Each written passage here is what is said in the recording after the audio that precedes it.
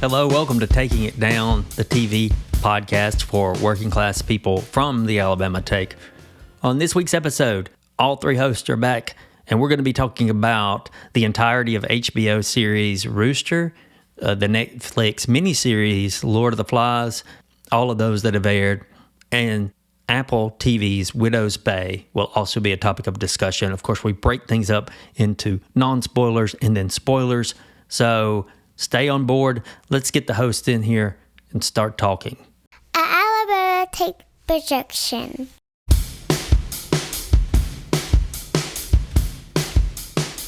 Here they are, joining me as promised. It's Sir Adam and Donovan. Adam, fresh off of a tour of the UK with his duo sister Ray Davies. He wasn't knighted, though, to my knowledge. To your knowledge. You haven't shared that with me. There'll be an announcement.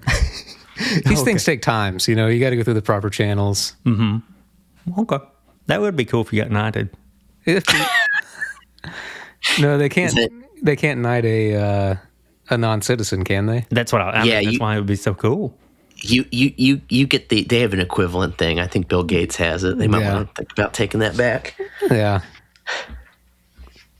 What do you become? Bono might have it too. What do you become if you're knighted and you're not a citizen, or what would that be? It's not going to be. What would I become? Very self-important. Then it's just like an honor, right? It's not. Yeah, they have it, and I mean, it's an honor, the same as it's like the equivalent of knighthood for non-citizens. Excellent. I don't think you can. I don't think you get to be sir, though. I think that's the big. Yeah. What if I agree to let them to spell it SER instead of SIR? Game of Thrones style. Which I would maybe prefer anyway. Well, before we get into shows proper, I'll mention I've seen the first 2 episodes of Margo's Got Money Troubles. It's not bad, seems like. It's kind of hard to gauge right now.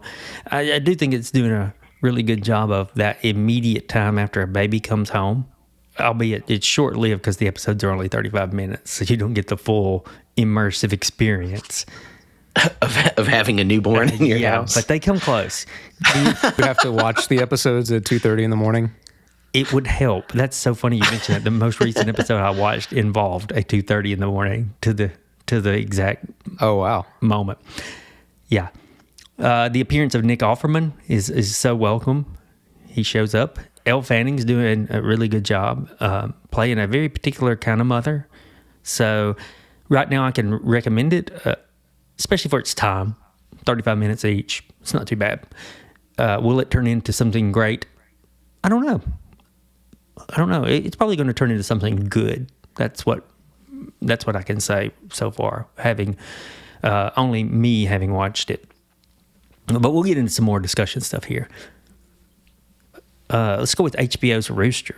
We've got Steve Carell, Charlie Clive, Daniel Deadwyler, Phil Dunster, and John C. McGinley, all in Rooster. It's ended its first season. That's where Carell's author, Greg Russo, comes to a lovely, picturesque New England college campus to teach. And it's not a surprise that it's the same college his daughter teaches at, as well as his son-in-law when he gets there. And this first season's done. So what do you guys make of it as a whole now that you've got 10 episodes under your belt? As a New Englander myself, it is so fascinating that we have 2 shows that 100% capture life in New England, Rooster and Widow's Bay, like watching a documentary. Just true to life. True to life. That's every day is like something out of one of those 2 shows. Every day you're drinking hot chocolate. I have a very important follow-up question about daily routine, though. Do you have one of those bikes? No, I just have a hybrid, not like hybrid road mountain, not e-bike. Ugh. That's good enough for me. I feel like you're missing out on a crucial part of New England living, according to I could roll around going. That was an incredible ongoing joke. I was higher on this show than a few other Bill Lawrence productions, even saying that he must have a different writer's room for this series. But then it did what most of his shows do. It slumped a little. I would say it even got a little stale a couple episodes in the middle, despite Steve Carell doing a killer performance. Really, really great, I thought. Every time he was on screen, that was really good. And then other things lagged. I thought it was great throughout. Yeah? Yeah. And this was like such a warm hug of a program, but it maintained its... we talked about this, what feels like a lifetime ago before I left. A month ago. It could be...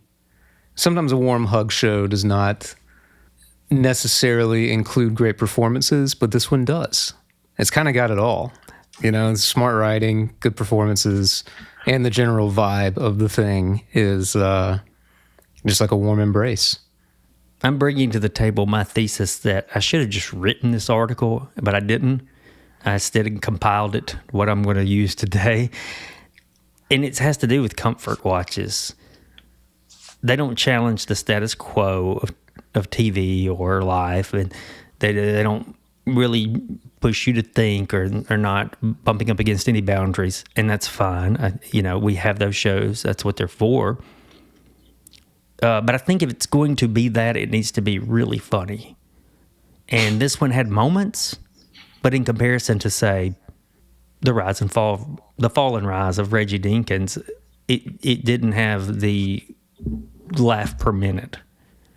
It's one of those shows where it's kind of funnier after you've watched it than in the moment of watching it.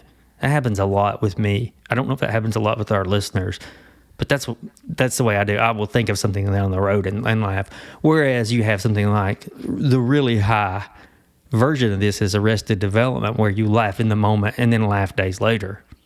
Yeah, but I would argue pretty strongly that Arrested Development is not a comfort show. It is. It should for me, but it's not. It was more confrontational in its comedy, I think. Okay. I haven't really thought about if it's a comfort show or not. I was mainly thinking about a lot of Lawrence's shows, and then comparing it to something I find just funny as hell, like It's Always Sunny or something like that. Well, that's definitely not a comfort show, right? I mean, it is in a way. I laugh my ass off, and that's comforting. I don't know.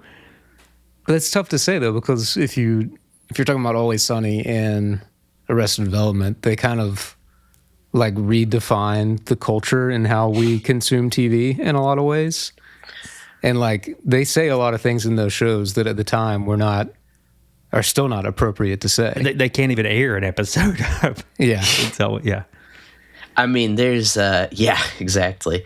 And they're like Bill Lawrence shows. I think I'm confident in saying Bill Lawrence shows are not usually a broad indictment of American society in the way that Arrested Development and that is true. It's Always Sunny are. That is true. I guess it strips away one of my aspects of Comfort Watch, which was it won't push up against any boundaries, and I think that's exactly what Arrested Development and It's Always Sunny did.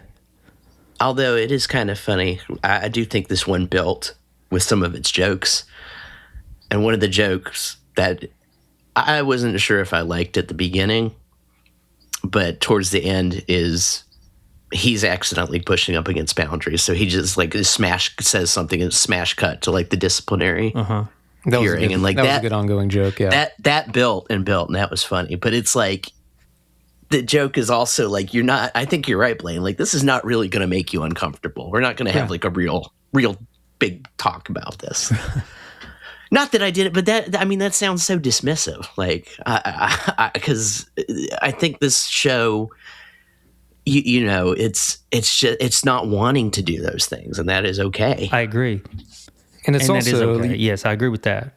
You have to ask what value, because I think there's comfort shows where there are fairly one-dimensional characters moving through space, where it's like it's just supposed to be kind of funny, and you kind of know what's going to happen, and it makes your half hour better.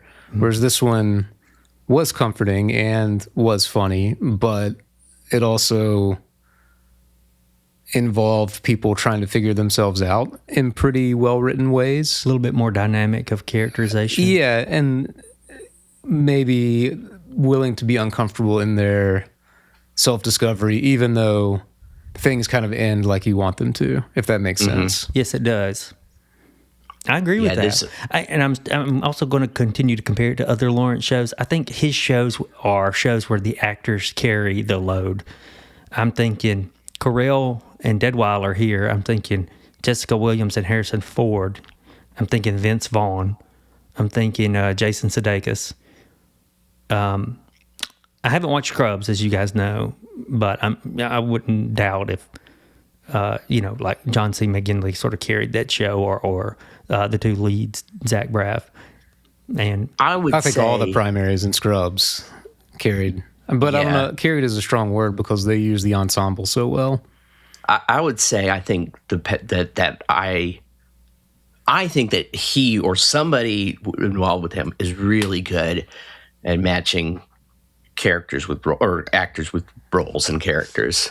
Yes, like he's somebody out there is a genius. I'm assuming it's him is a genius. I say they do that 85% of the time, and I think that the other 15 aren't quite there. I just think that Charlie Clive, maybe the word miscast is too strong, but I could picture other actors in that role. I thought she was great. Yeah. In it. Yeah. And maybe because I have not seen her in things before. Neither have I. And that works sometimes, like if you have somebody who's so famous, like a Steve Carell, and other people on the show, asking her to carry some weight it works.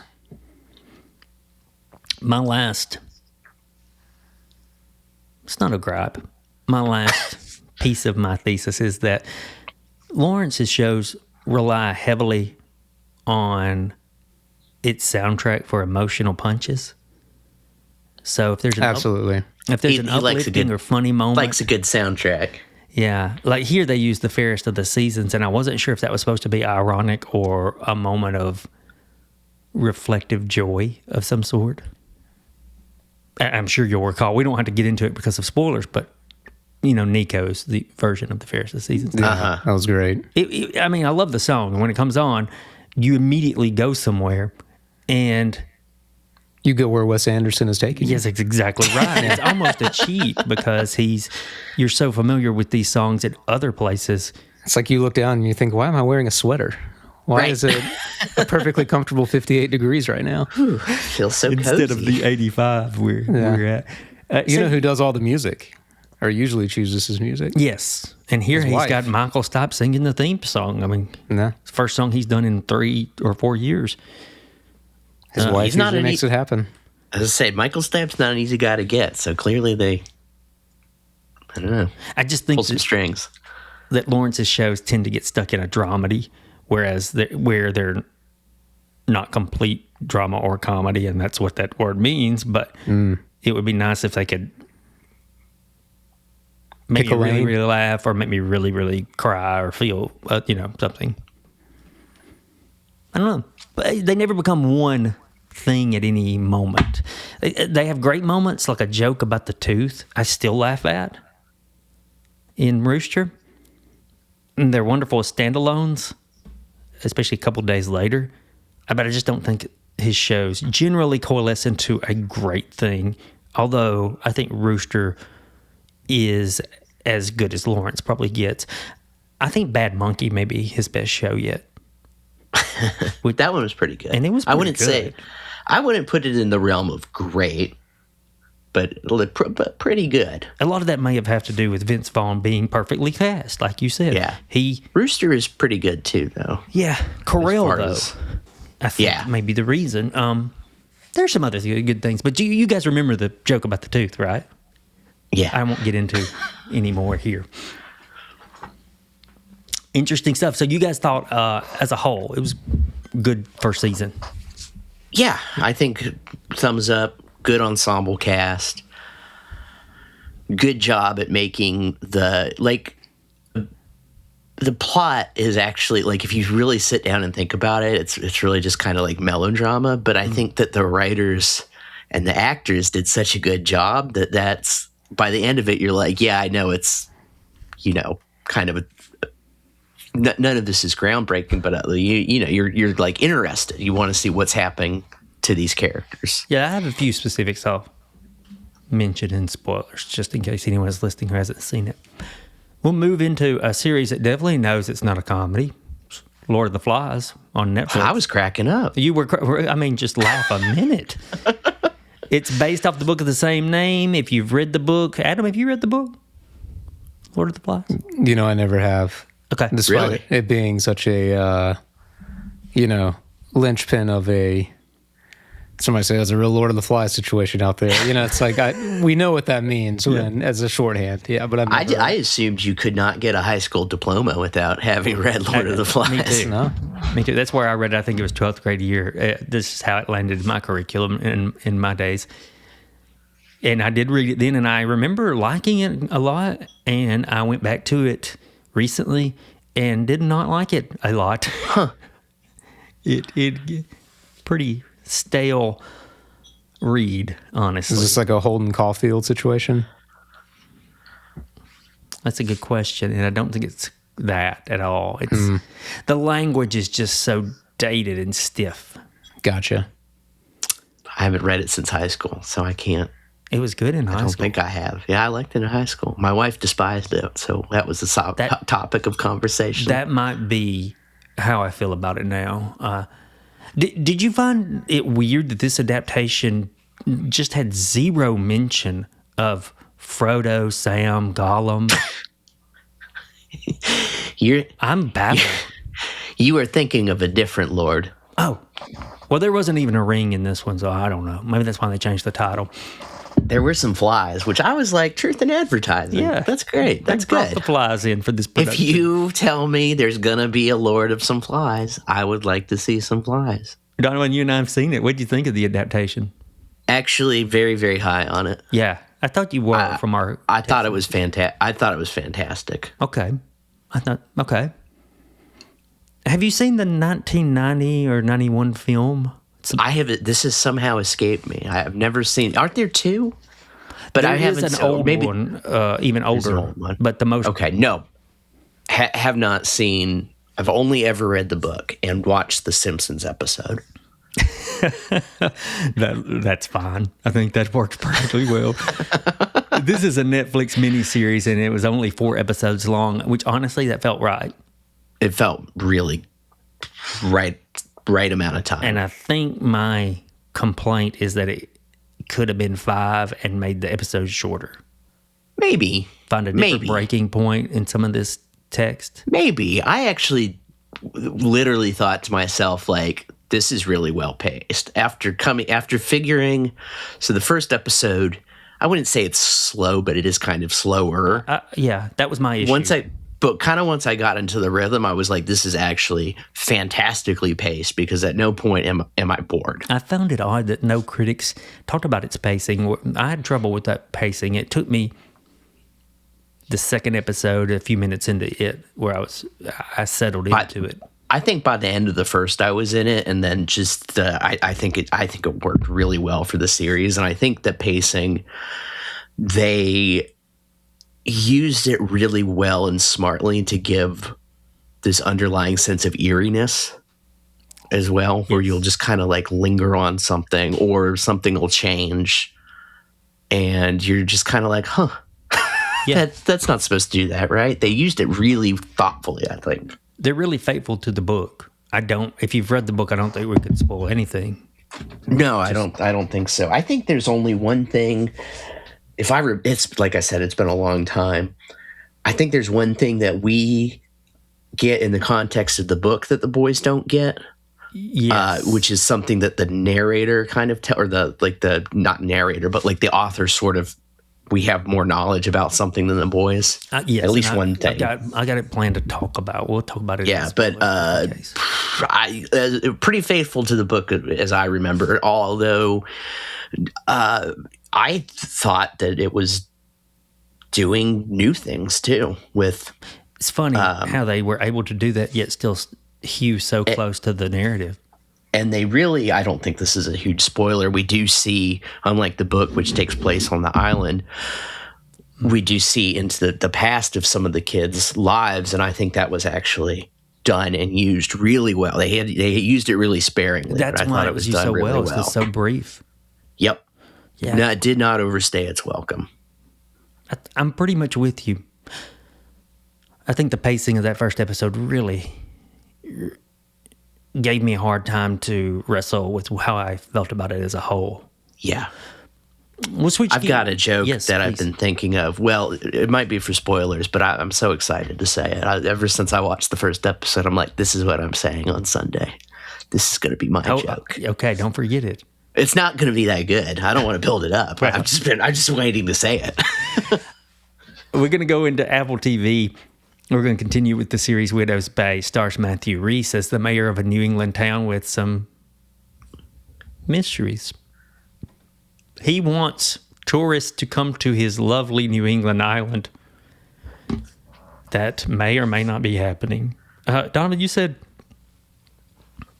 last week that you would need to see more in order to get a feel for if this show's good.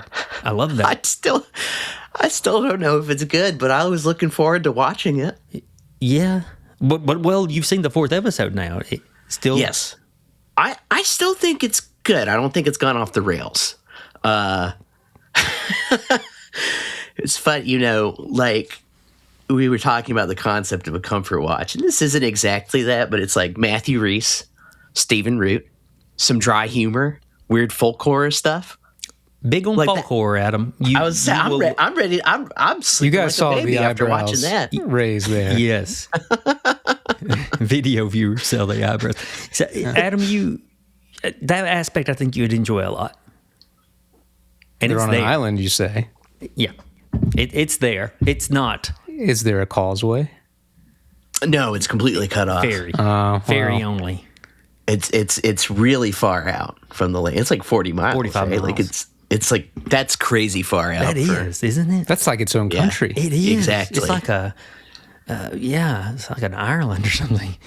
Exactly. Bizarre to think of. I mean, for simple minded. I mean, it's almost to Ireland, isn't it? If it's off the coast of North America up there. It's a cool show. I'm with Donovan. I enjoy it. I really look forward to seeing it. But I think I can take a stand and say it's pretty good. And I'll tell you why on the spoilers. This past episode too, there was a lot of, not a lot, but it was like, I kind of see what you're doing, but I think you're doing it very well. Yeah. And also I like it. So I agree with that. They're doing it very well. I thought that this episode was a good account of loneliness of the island and loneliness of disregard. It was one of the things, and I think you brought this up, Blaine, when you mentioned that this show will actually it'll kind of pause on the characters and give them a moment to breathe. There's some real pathos, and I felt like this episode actually did a good job of taking a character who I just thought was funny and showing a different light. And then Matthew Rhys is, of course, he's always like he should be getting paid more than he does, because he always seems like he is just like a believable human being in this crazy situation. Yeah. All right. Well, let's do this. Let's take a break.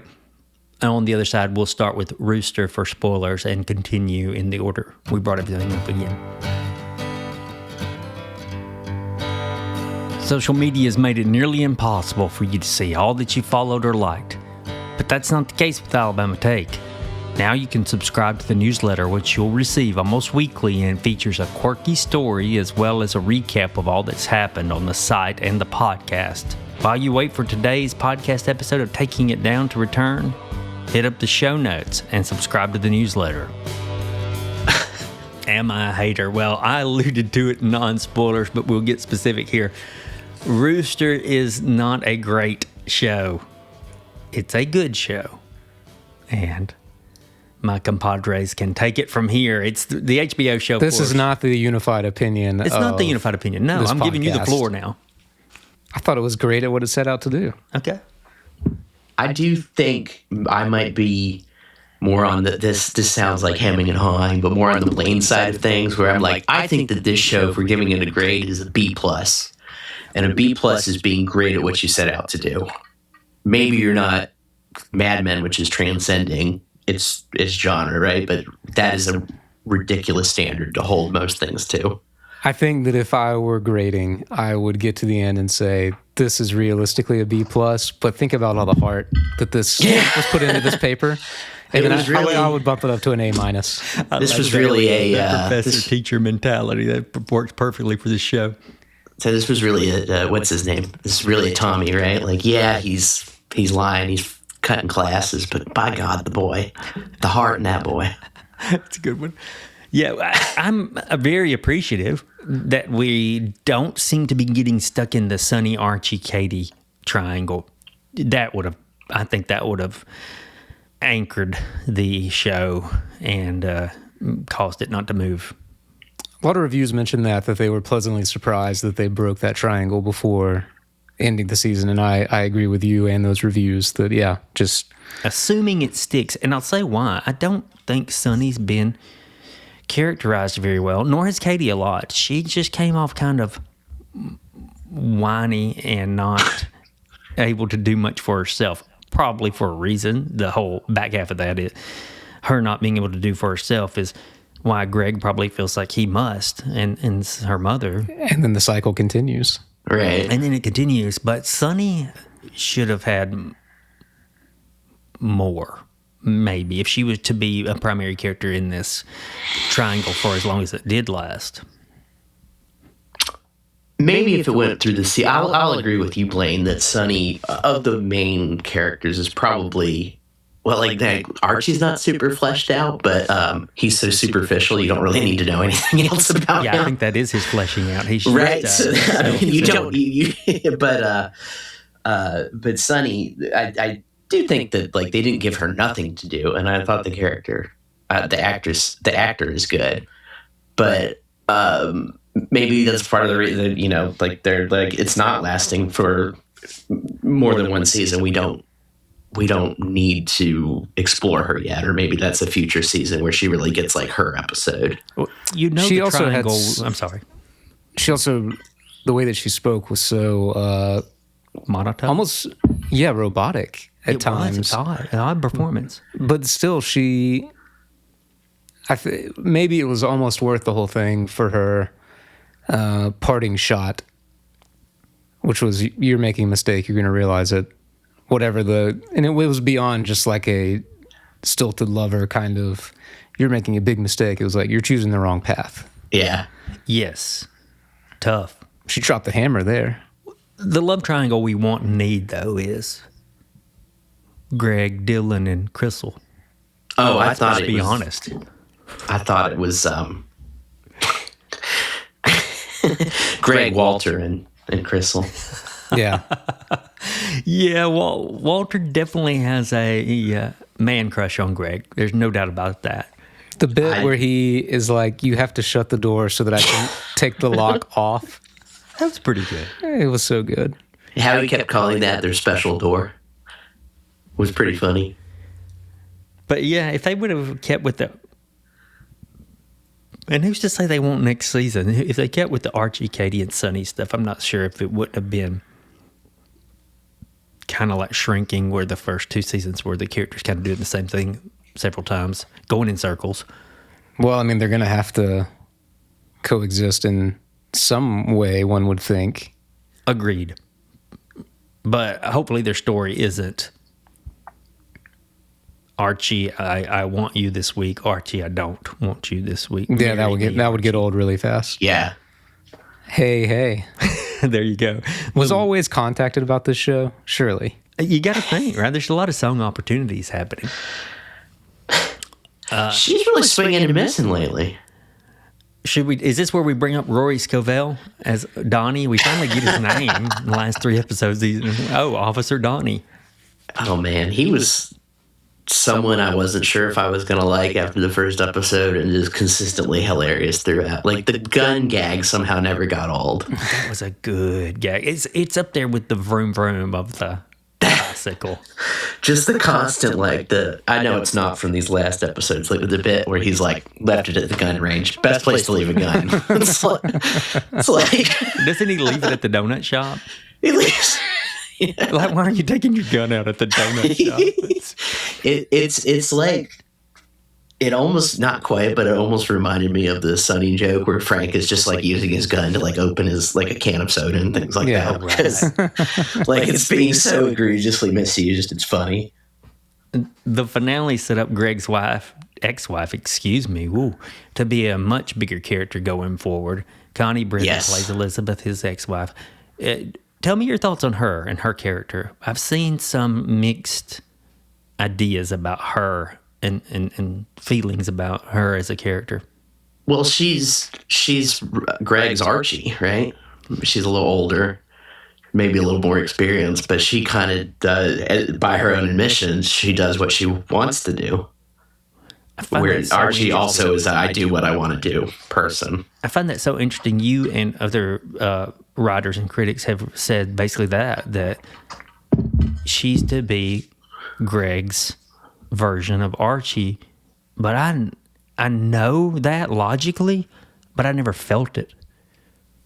She never felt like a danger or a bother until that last bit where Walt says,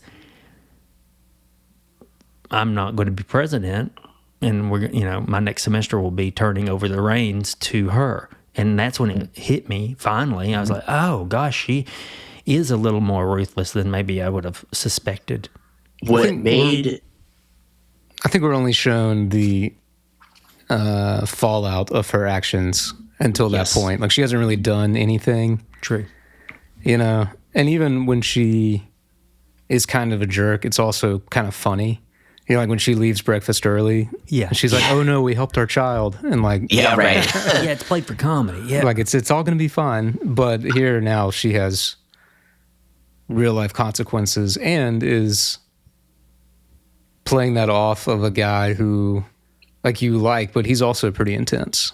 John McGinley plays his character as like, well, he plays everybody pretty intense. But, early in the show, I think Donovan, you pointed out maybe like that they maybe were going to play his out of touch with modern politics for laughs, but in a way he immediately becomes like sympathetic for, and even has to stand up to his friend, right? To say like, we have to be flexible, blah, blah, blah. So I don't know, that was a good bait and switch that they made you like him slowly and then boom. Yoinked them away from us. Was it the use of the actor, like this actor, and we're going to actually use him a little differently as a surprise? I think they set him up early on. They really only make those kind of jokes about like, I don't remember what he says, but like, can't say that anymore, that kind of thing. And you're like, if it's 10 episodes of this, that would get very tiresome. But it wasn't that. I got you.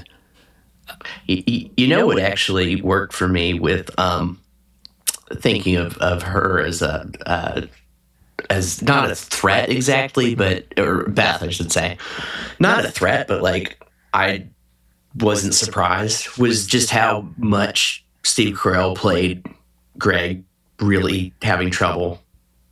Like, she obviously deeply hurt this person and doesn't seem to be too apologetic about it. And I'm like, that's where I'm like, yeah, I bought that. I buy, not as a villain, but like, that's why I think she's Archie.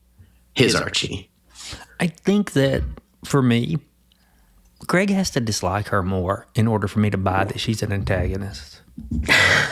I think that just says a lot about him, though. It right? probably does. Yeah, he's a sweet I think so. guy. He's mostly, too kind, and usually anything that he does that may hurt others is not. It's because he like doesn't want to go do something, or maybe she has to dislike Greg more. I don't know. I kind of conflict, I guess. They seemed like the dust has settled on them, and the co-parenting is not really intense. They're talking about a 30-something-year-old. That's true. Yeah. So, yeah. Frenemies. I just felt like, and Donovan got it, whereas I did not, which is why there's more than one of us on this show for sure. Donovan being the smarter of the two. The show wants us to understand Elizabeth to be worse than she is, maybe, and I just didn't feel it. I got it in a logical sense, I suppose.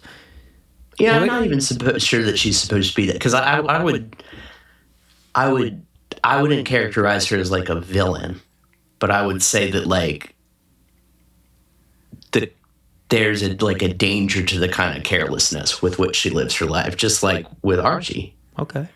Well, There's I think real consequences. Yeah, now there could be like an existential threat to this place that everyone loves, because if she's in charge, God knows, in a kind of a perilous time for academia, like what is she going to do to? But even she says to Greg, like, now do you see why I was always going on about this place? Yeah. So even the villain is like, has that endearing quality. That's pretty typical for a Bill Lawrence show, I think. Yeah. With the exception of the former owner of the soccer team in Ted Lasso. Except he's like rich. What was his name? Isn't it Rupert? Rupert. Of course Yeah. it's Rupert. Anyway.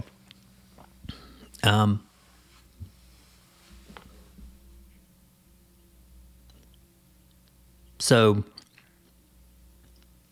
you guys said I know Adam said he was very on board with Katie as a character. Donovan, did you have thoughts about Katie as a daughter, as a character there? Oh, I think she did a good job, and I think that it is actually kind of like, it's not super duper subtle, but I think the show did a good job of like showing that, like, yes, maybe Greg has done too much for her, and she does a really good job of like somebody who's in a really tough situation, but also you're kind of like, you have been like someone finding out that she has been handed everything and trying to figure, I mean, like, if she gives it up, it's crazy, she'll never get another job, but it's a difficult spot to be in, right? And I'll mention here as a non sequitur, the joke about the tooth maybe was my favorite of the season, where the old man busted a tooth because he was laughing, and Greg says, I don't think that's supposed to happen ever. That's brutal to have your That was funny.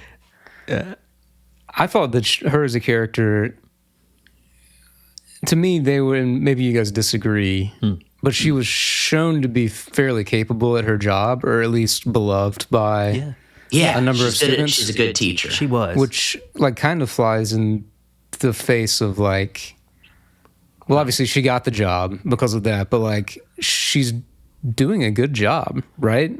Mm-hmm. She's capable... She's not doing a great job at life, you think? Is that what... Well, she's not doing a great job at life. She's definitely been pushed around a bit in that front. Although even her mom being like, why is she going back to him? Have you looked at this husband? Like, she just wants to keep having sex with him. Yeah, he's good. That was funny. But I don't know that she... I don't know. It works for me because she is doing a good enough job that she can believe that maybe she did it on merit. You know what I mean? Like, she's not that clueless. She's not, like, just falling forward, if that makes sense. Yes, I agree. Should she have been streetwise enough to be like, wait a second?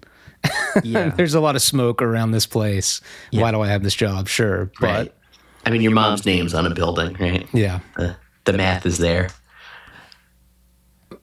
I think that she never expressed anger well. That could be in the writing. She did burn a house to the ground. Right. And yet she never came off as someone who would burn a house to the ground, ever. Yeah. I don't think that's her She didn't mean performance. to, yeah. She didn't mean to. No, she didn't mean to. Would have been better if she did, maybe. I don't know. I just felt she just came off as a little... the spectrum of her emotions leaned toward whiny more so than angry. Well, I think she should have had both. I will say that how I read it, and I assume this is a choice, is it wasn't that she's whiny, it's that she's feeling sorry for herself. Okay. But I think part of the journey of her through the season, right, is like taking agency back. And saying, like, you know what, actually, like, I don't have to just feel sorry for myself. I can do things. That'll be great for the second season if that's the case, and it probably is. I will say someone who I thought was really written well is Dylan, the poetry professor, and also she became head of that department, or was it just? It was bigger than the department. It was. She's the academic dean. Yeah, yeah, she's great and well written. She was sly and clever, and her interactions with Greg was knowing, and she played it very well too. I really liked their scenes together. She played well off Carell, I thought, and he off of her. Playing the long game with that. Will they, won't they, aren't they? Let's hope so, because it's a good one. It's as good as I've seen in a show in a couple of years, probably. Yeah. She got some fun moments, too, with... I mean, they're not like original ideas for an academic program, but, one being fighting for her students via the publication. Yeah. She got to do that, and then... She got to suddenly, for someone who thinks of herself and like aggressively thinks of herself as a poet, like you don't hear a lot of people saying, even if they're teaching, I mean, maybe you guys have different experience in teaching, but there's a lot of people who once they get to that point, they're just like, well, I started out wanting to be a poet, but now I'm like this academic. You know what I mean? Her identity is still very much as a creative. But deciding like, oh, I do want administrative power because I have things I want to accomplish. That was kind of a nice growth thing. And it felt natural. It did. Yeah, Yep. Yeah, I agree with that. There was gonna have to edit this out. There was a third thing that I'm trying to think of. Okay. That was one of my main points with her. Fuck. Donovan... While he gathers that thought,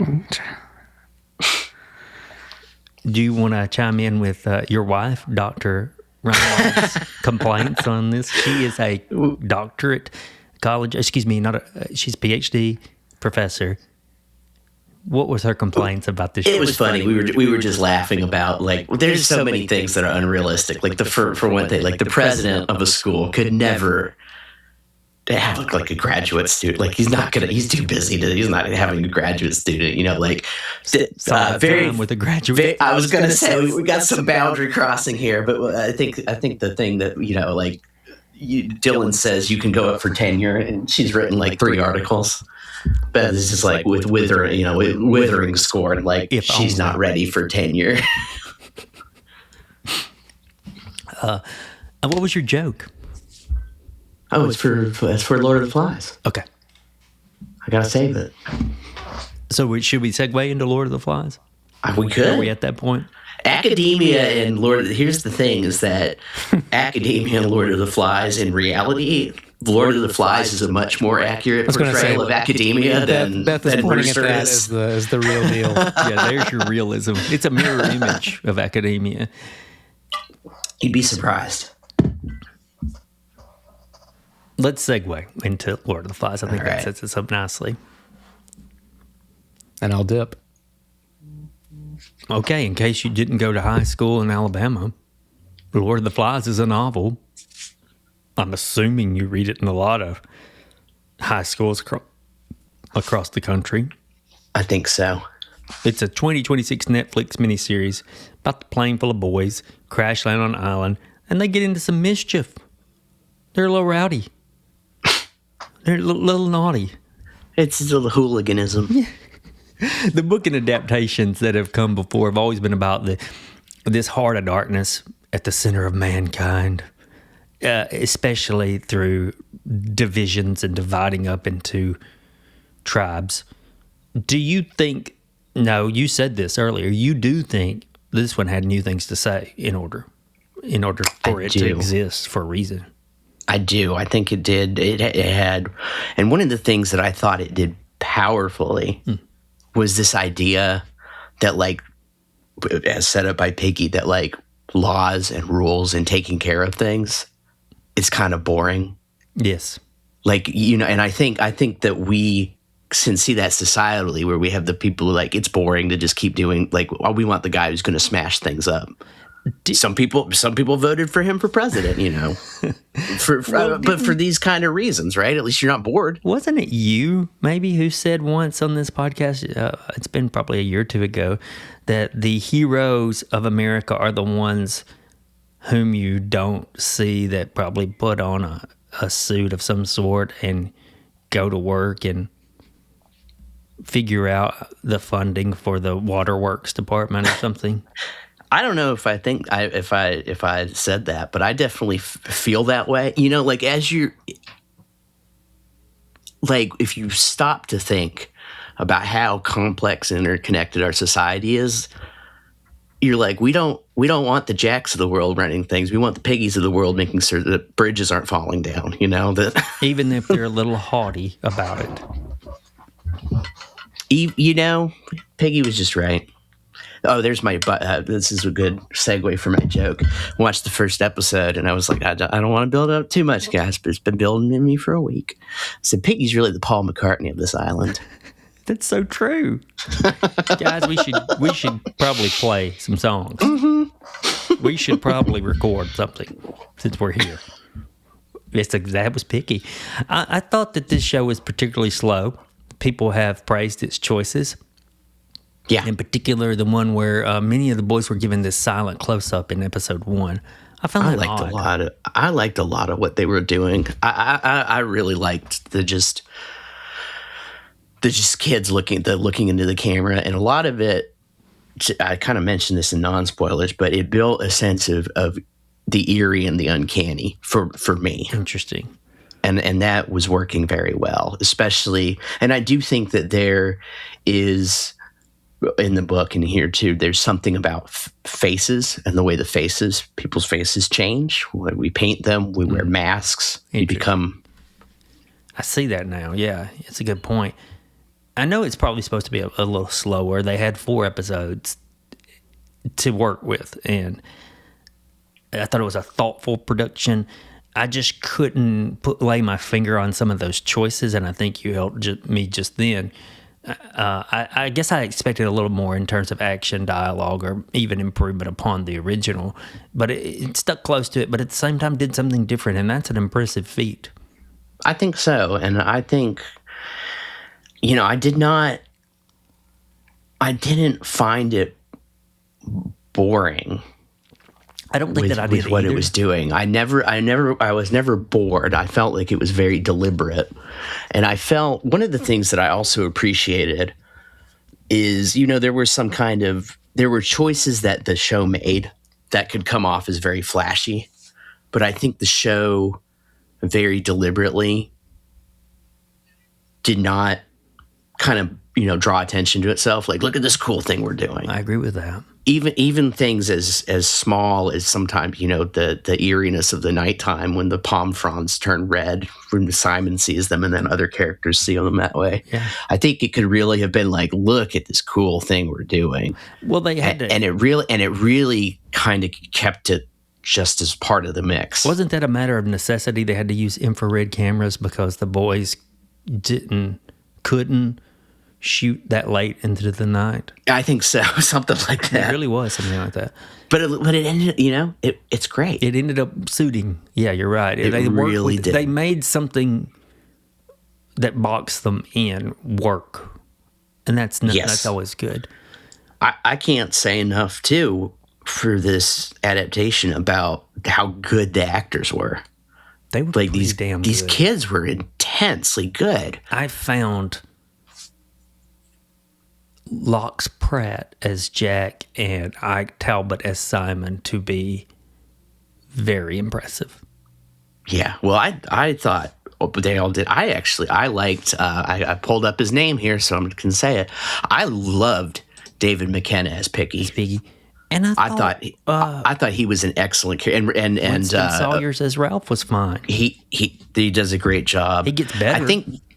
I do think that one of the nice things about, or one of the strengths of this 4 episodes, each one kind of focusing on a different character. You know, Piggy is great for the first episode, of course, or Nicky, as he would rather be called.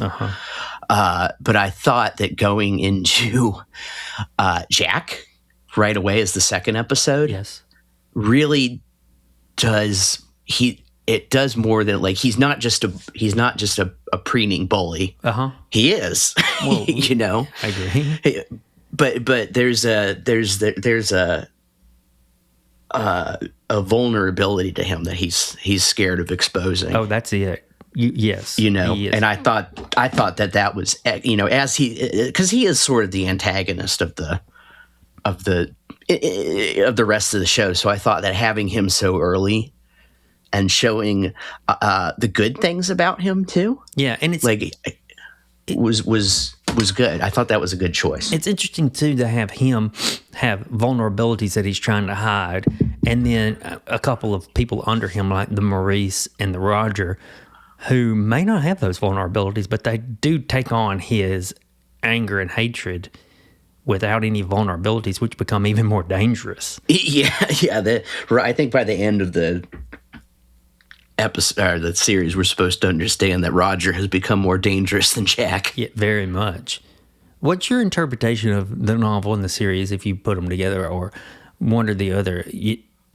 There's this idea, I think, that the boys act in violence because that's the essence of mankind or even men. Or do the boys turn to violence because it's all they've ever seen in their adults? Good question. I think in this show, I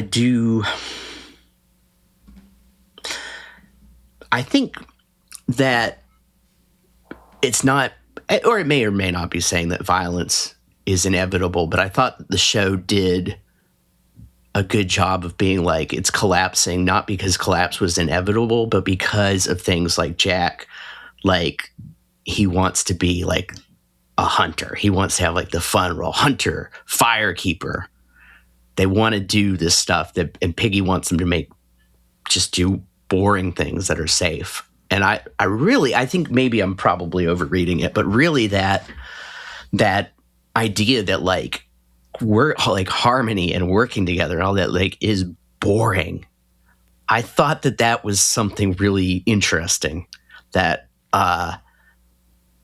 this pulling out from the series that I'm not sure I would have got from the novel. It's been a long time since I've read that. Yeah, me too. So, you know, I think it was, you know, I think the novel is kind of like that Bruce Springsteen line, right? Where he's like, well, mister, there's just a meanness in this world in Nebraska. Yeah. That idea is in the novel about this is what they've seen in adults. In fact, it may be a little more blatant. This is where I wish the ongoing war in the background had been more specific.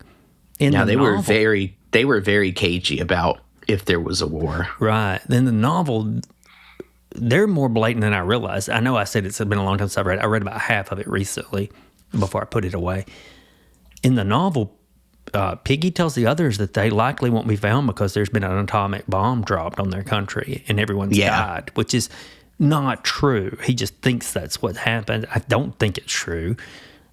He just assumes. So, if that line would have been in the show, I think it would have been really fascinating. But they chose not to. I don't know. Good job to the show. You know, the fathers are all military. Right. And express themselves in different ways, or many of the fathers are. And the one not expressing at all. See? Yep. The one who most explicitly witnesses violence or tells us from his parent is Simon, who instead of that making him violent, it actually makes him insightful and gentle to a degree. And yeah, which I thought was very interesting. You know, there's roads you can there's roads we can all take, right? There's paths that could go different ways, but when everyone gets down on a bad path, it gets real hard to get out of it. Yeah. Well, is it easier to hate now than it was 20 years ago? I don't know. Depends on what you mean. I'm just thinking social media is at everybody's grass. The anger tends to get pushed more in the algorithm. I do think that there are studies that have shown that anger is the emotion that goes viral the most. It is. It spreads the most. That's part is factual. I'm just curious, does that influence? And I do think I would agree with you, Blaine. Like, I don't think that can be good for us, and I don't think. There's kind of like the old joke, right? If someone is like, I love mankind, but like I hate like individual people I hate, but I do think it's kind of bad for us to spend a lot of time thinking about how much we dislike each other, how much we enrage each other, how much we, like. Yeah, it goes back to a conversation you actually had off mic, which is that love being something to work for. Yeah. Yeah. Takes work. Takes the boring stuff like Piggy, maybe. It's true. It's true. Like Piggy is boring, but he's taking care of the little kids. He's making sure they don't die of dysentery. Yeah. He's doing his best, and he's despised for it. And I really think that, and this is not germane or in me. I know that I'm forgetting her name right now, but the person who reviewed this for Roger Ebert noted how good of a job David McKenna did of playing Piggy, very sympathetic, but also like you can see that he's a little annoying. Yeah, he would be a little annoying. He would be a little annoying. I think whom I referenced last week. Yeah. Yeah, he did. Yes, thank you. Yes, that was who it was, and I thought that was a good. I liked reading that review before watching this. I think it gave me some things to look at. A lot too. Yeah. There was an actual group of boys in the real world from Tonga, I think, and they got stranded on a Polynesian island for almost a year before being rescued. And they lived peacefully. Yeah, that's one of the things where I think that this is literature. Right. And it's saying something. And I'll also say, I might be completely wrong, but I think there's something to that Golding is saying. At the end, the officer's like, I think a bunch of British kids could do, better. I do think that there's something Golding is saying about like these private and public schools, the viciousness that's hidden in that kind of, especially elitist schooling and this sort of elitism of assuming that, well, British boys can never devolve like this. It reminded me of, this is a real big stretch, but there's a bit where I just remember this from a college class, one of Jane Austen's novels, Northanger Abbey, where the heroine, it's a funny book, it's good, but the heroine has kind of talked herself into believing the most awful things about who later ends up being the protagonist, and he says to her, "Oh, this is impossible. We're Christian, we're English." Mm-hmm. I think that there is something in there about like those are not the bulwarks that you think they are. And that Navyman, I assume, says that to the boys, that you would put on a better show because you're British, but at the same time, it's almost as if he's ignoring the class divide in British society. Oh, for sure. It does make the Tonga boys landing on the Polynesian island makes me question: would it be the same way if that had been Western culture? That's another good question. And there's a lot of research out there that people in tough situations do horrible things to each other, but people in tough situations also cooperate. Not perfectly. Yeah. But I think this is. I think that this is where it's literature. Yeah, I agree. And I'd say too, if you're ever lost on an island, try and cooperate with people before you listen to the guys who seem to know. But at least to me, it felt like, to me, I'm kind of talking about like that really emerged for me, that peace and law and taking care of each other is boring. Like that really emerged as something it's saying very profoundly to me right now. That's good. And I think that's I think that's really, that would be the takeaway message for me.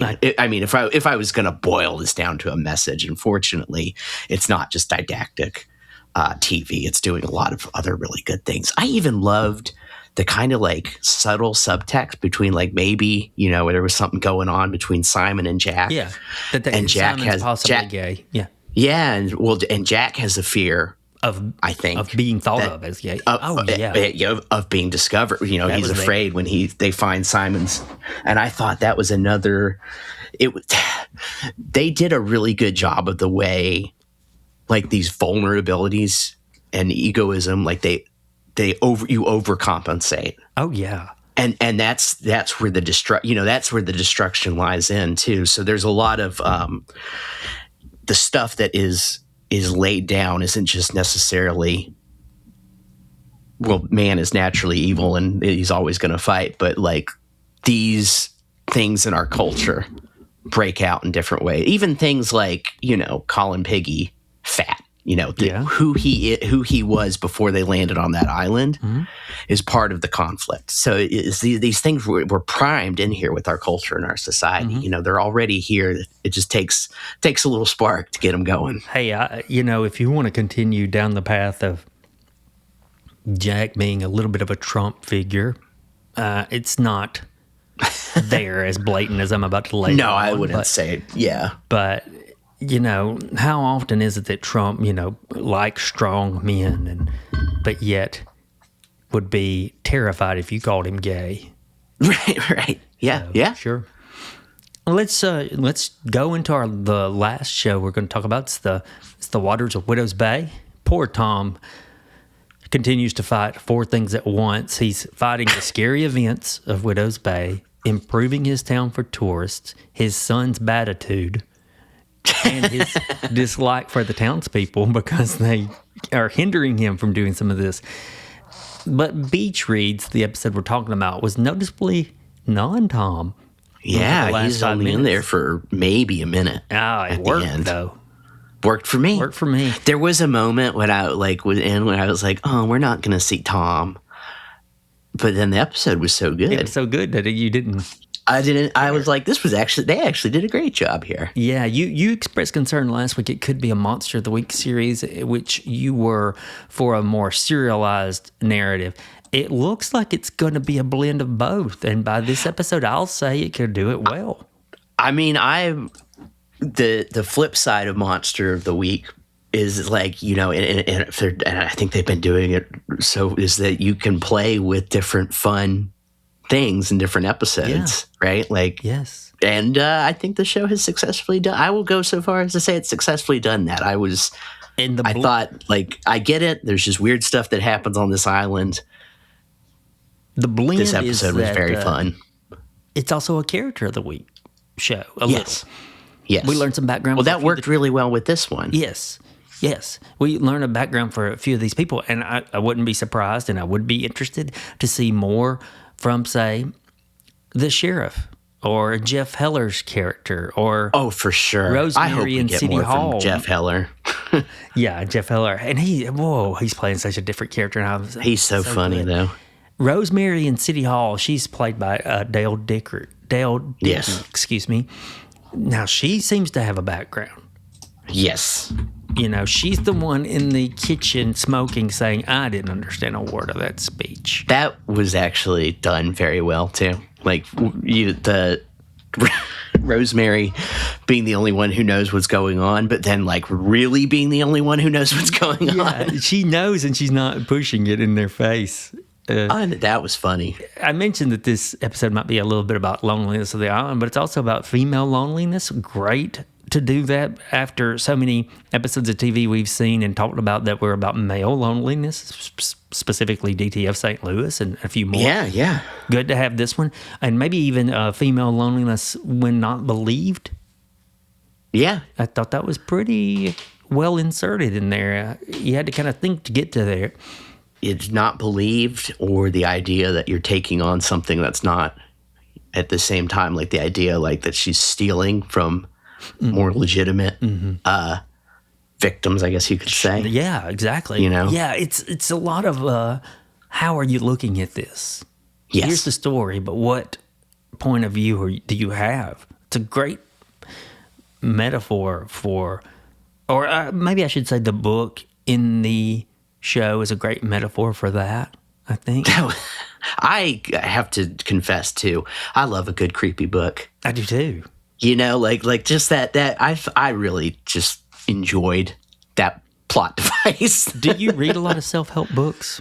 Because no, I can't stand the I can't stand the way they're I don't I guess the language of self-help I find very obnoxious. I will plow through them. I'll read one in a day almost and just be like and not even remember what it said. So yeah, it does me no good. It rubs me the wrong way for whatever reason. I was going to say, Patricia may be done with this book if you want to get it from the fire, borrow. Yeah, fish out of the fire. And this show's heading in the right direction. It's really good. It's layered, I think. Who's telling the truth? What truth is reality? Who isn't involved or is?